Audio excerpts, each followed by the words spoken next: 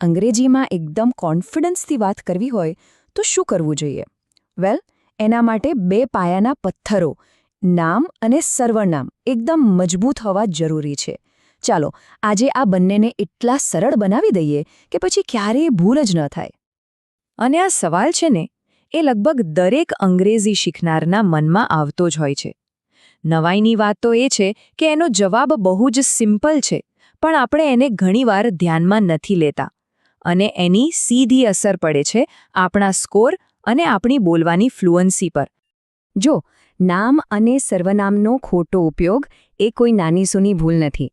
ખાસ કરીને જો આઈએલ્સ, પીટી કે ટોફેલ જેવી પરીક્ષાઓની તૈયારી ચાલતી હોય તો આ નાની લાગતી ભૂલો જ છે જે તમારો સ્કોર નીચે લાવી શકે છે અને બોલતી વખતે તમને અટકાવી પણ શકે છે. તો આજે આપણો પ્લાન શું છે? બહુ જ સિમ્પલ. પહેલાં આપણે સામાન્ય ગડબડને સમજીશું. પછી નામ અને સર્વનામનો પાયો એકદમ પાક્કો કરીશું. એ સ્કોર કિલર્સથી બચીશું જે માર્ક્સ કાપી નાખે છે. અને છેલ્લે ફટાફટ 5 જ મુદ્દામાં બધું જ રિવાઇઝ કરી લઈશું. તો ચાલો શરૂઆત કરીએ એ સૌથી સામાન્ય ભૂલથી. એવી ભૂલ જે આપણે ઘણીવાર કરી નાખીએ છીએ અને આપણને ખબર પણ નથી પડતી કે આપણું અંગ્રેજી કેમ થોડું અટપટું લાગે છે. ચાલો આજે આ મુદ્દાને એકદમ ક્રિસ્ટલ ક્લિયર કરી લઈએ. કોઈપણ વાક્યનો પાયો શું છે? એનો હીરો કોણ છે? એ છે નામ, એટલે કે નાઉન. એના વગર વાક્ય બની જ ન શકે. તો ચાલો વાક્યના આ ફાઉન્ડેશનને એટલે કે નામને બરાબર ડીકોડ કરીએ. તો આ નામ એટલે કે નાઉન છે શું?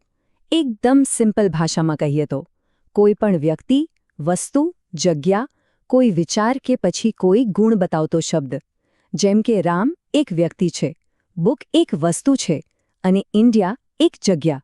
છે ને એકદમ સહેલું. હવે ખાસ કરીને પરીક્ષા માટે છે ને આ 4 પ્રકારના નામ બહુ જ કામના છે. પહેલું છે પ્રોપર નાઉન, એટલે કોઈનું ચોક્કસ નામ, જેમ કે રામ. બીજું છે કોમન નાઉન, એટલે કોઈ સામાન્ય નામ, જેમ કે કોઈ પણ બોય. ત્રીજું છે એબ્સ્ટ્રેક્ટ નાઉન, એટલે એવા નામ જેને આપણે જોઈ કે અડી ન શકીએ પણ અનુભવી શકીએ, જેમ કે હોનેસ્ટી, એટલે કે પ્રમાણિકતા. અને ચોથું કલેક્ટિવ નાઉન, જે આખા સમૂહની વાત કરે, જેમ કે ટીમ. અને હા, આ એક વાત ખાસ યાદ રાખજો, પરીક્ષા માટે આ સુપર ઇમ્પોર્ટન્ટ ટિપ છે. પ્રોપર નાઉન એટલે કે કોઈનું પણ ખાસ નામ હંમેશા કેપિટલ લેટરથી જ શરૂ થાય. જો ઇન્ડિયા નહીં, પણ ઇન્ડિયા કેપિટલ આઈ સાથે.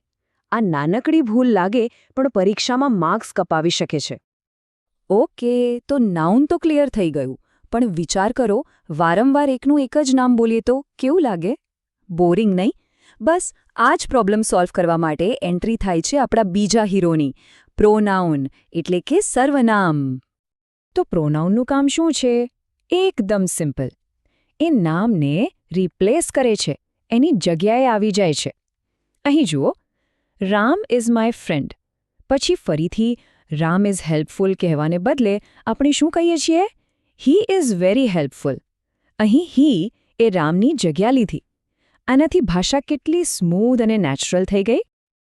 હવે જેમ નામના પ્રકાર હતા એમ સર્વનામના પણ કેટલાક મુખ્ય પ્રકાર છે, જેમ કે પર્સનલ પ્રોનાઉન્સ, આઈ, યુ, હી, શી, જે આપણે રોજ વાપરીએ છીએ. પછી છે પોઝેસિવ, માય, યોર, હિઝ, જે બતાવે કે કોઈ વસ્તુ કોની છે. રિફ્લેક્સિવ, માયસેલ્ફ, હિમસેલ્ફ, એટલે કે પોતાની જાત માટે. અને ડેમોન્સ્ટ્રેટિવ, ધીસ, ધેટ, જે કોઈ વસ્તુ તરફ ઇશારો કરે છે.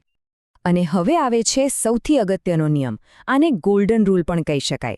પ્રોનાઉન હંમેશા એ જે નામને રિપ્લેસ કરતો હોય ને એની સાથે મેચ થવું જ જોઈએ. જેમ કે રામ માટે હી જ વપરાય, શી નહીં. સીતા માટે શી વપરાય અને બુક જેવી વસ્તુ માટે ઇટ.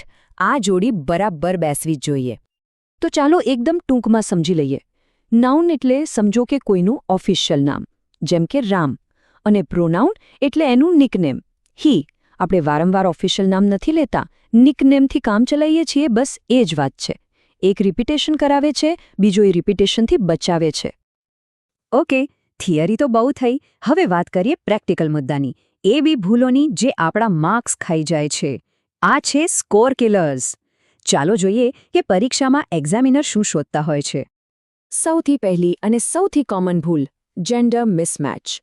આ વાક્ય જુઓ, Ram is absent because she is ઇલ.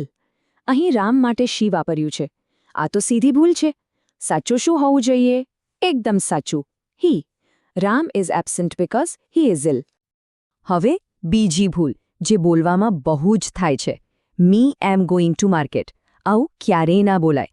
જ્યારે વાક્યની શરૂઆત કરવાની હોય, એનો સબ્જેક્ટ બનવાનું હોય, ત્યારે મી નહીં પણ આઈ આવે. આઈ એમ ગોઈંગ ટુ માર્કેટ. બસ આટલું જ યાદ રાખવાનું છે. હવે એક જરા એડવાન્સ ટિપ જે ખાસ કરીને રાઇટિંગમાં સારા માર્ક્સ અપાવશે. એવરીવન શબ્દ સાંભળીને લાગે કે બહુ બધા લોકોની વાત છે, ખરું ને? પણ ગ્રામરની દુનિયામાં એ સિંગ્યુલર એટલે કે એકવચન છે.